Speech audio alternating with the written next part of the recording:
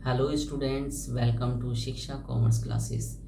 Students, एक important question को discuss करेंगे जो बोर्ड के एग्ज़ाम में भी आ चुका है। 2 मार्क्स का क्वेश्चन है, what do you mean by escrow account. ये जो क्वेश्चन है इशू ऑफ शेयर से रिलेटेड क्वेश्चन है। तो मैं आपको बताऊंगा कि अगर एग्ज़ाम में इस तरह के क्वेश्चन आते हैं तो आपको आंसर किस तरह से लिखना है और आपकी अंडरस्टैंडिंग डेवलप हो सके। मैं आपको समझाऊंगा कि व्यावहारिक रूप से एस्क्रो अकाउंट होता क्या है। तो फिर से मैं क्वेश्चन बोल रहा हूँ, ध्यान से सुनिएगा। What do you mean by escrow account. इसका आंसर होगा अकॉर्डिंग टू सेबी। सेबी आप सबको पता होगा, एक ऑर्गेनाइजेशन है, SEBI, security exchange board of India. देखिए, security exchange board of India जो ऑर्गेनाइजेशन है, इसका मेन काम होता है कंपनियों के लिए रूल्स और रेगुलेशन को डिसाइड करना, जिससे कि कंपनियां पब्लिक के अंदर अपनी मनमानी ना कर पाएँ। सेम उसी तरह से जिस तरह से RBI का वर्क होता है। RBI भी रूल्स और रेगुलेशन डिसाइड करता है बैंकों के लिए, जिससे कि बैंक जनता पर अपनी मनमानी ना कर पाए। एक छोटे से एग्जाम्पल से मैं आपको समझाता हूँ। जैसे RBI ने डिसाइड कर रखा है कि अगर कोई भी व्यक्ति बैंक के अंदर पैसा डिपॉजिट करवाता है तो 3.5% का मिनिमम इंटरेस्ट उनको सेविंग अकाउंट के ऊपर मिलना चाहिए। फिर आप किसी भी बैंक के अंदर आप पैसा डिपॉजिट करते हो तो आपको मिनिमम 3.5% का इंटरेस्ट उसके ऊपर मिलेगा ही मिलेगा। ऐसा नहीं हो सकता कि आप बैंक के अंदर पैसा जमा करवाएं और बैंक आपको बोले कि हम तो आपको 2% ही इंटरेस्ट प्रोवाइड करेंगे। वो चीज़ पॉसिबल नहीं है। तो अब आप शायद सेबी का जो वर्क होता है वो समझ गए होंगे। तो वापस से आंसर के ऊपर आते हैं। आप लिखेंगे according to SEBI SEBI, bracket में आप लिखेंगे ICDR। ICDR का मतलब है issue of capital and disclosure requirement. इसका मतलब होता है कि अगर कोई भी कंपनी अपने बिजनेस को बढ़ाने के लिए या फिर अपने बिजनेस को ऑपरेट करने के लिए ज़्यादा पैसे की रिक्वायरमेंट रखती है और वो पैसे की ज़रूरत पूरा करती है शेयर इशू के माध्यम से या फिर डिबेंचर इशू के माध्यम से, तो फिर उसको अपनी कंपनी का संपूर्ण ब्यौरा पब्लिक को बताना पड़ेगा।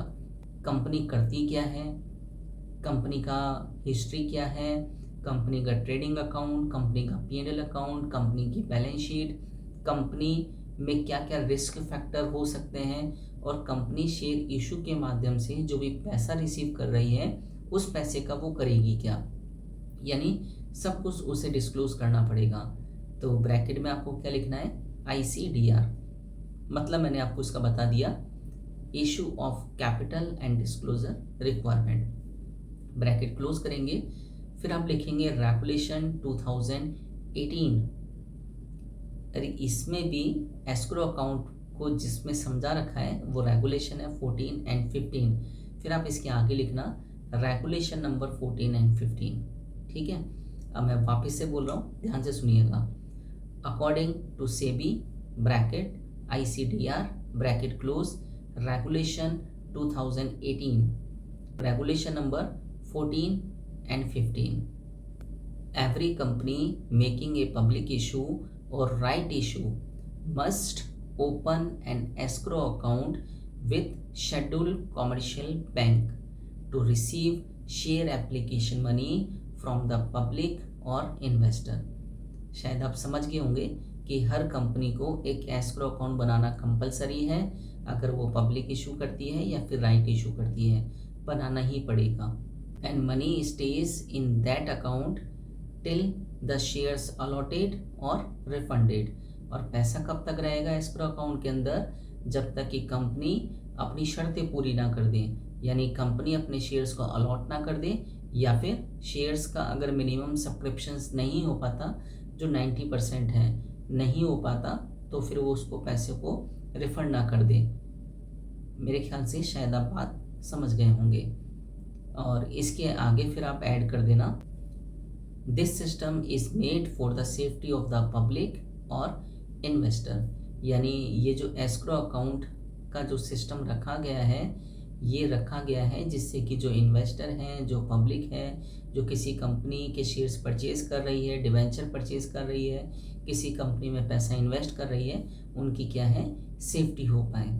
तो शायद आप पूरी रूपरेखा समझ गए होंगे कि एस्क्रो अकाउंट होता क्या है। यानी एस्क्रो अकाउंट एक मीडिएटर अकाउंट है या फिर एक एजेंट के रूप में वर्क कर रहा है कि कंपनी ने जिन शर्तों के लिए कहा, कंपनी ने जो प्रॉमिस किए जनता को, अगर वह पूरे नहीं होंगे तो फिर पैसा एस्क्रो अकाउंट से वापस से पब्लिक के अकाउंट में चला जाएगा। और कंपनी ने जो शर्तें बताई, कंपनी ने जो प्रॉमिस किया वो पूरा कर दिया तो पैसा एस्क्रो अकाउंट से कंपनी के अकाउंट में चला जाएगा। यानी जब आप किसी शेयर्स के लिए पैसा पे करते हो तो वो पैसा एस्क्रो अकाउंट में जाता है, डायरेक्ट कंपनी के अकाउंट में नहीं जाता है। तो किसी भी तरह का डाउट हो तो आप ज़रूर मैसेज के माध्यम से पूछिएगा। बाकी इसका जो आंसर है मैं एक बार फिर से डिस्क्रिप्शन के अंदर लिख दूंगा, आप डिस्क्रिप्शन ज़रूर चेक कीजिएगा।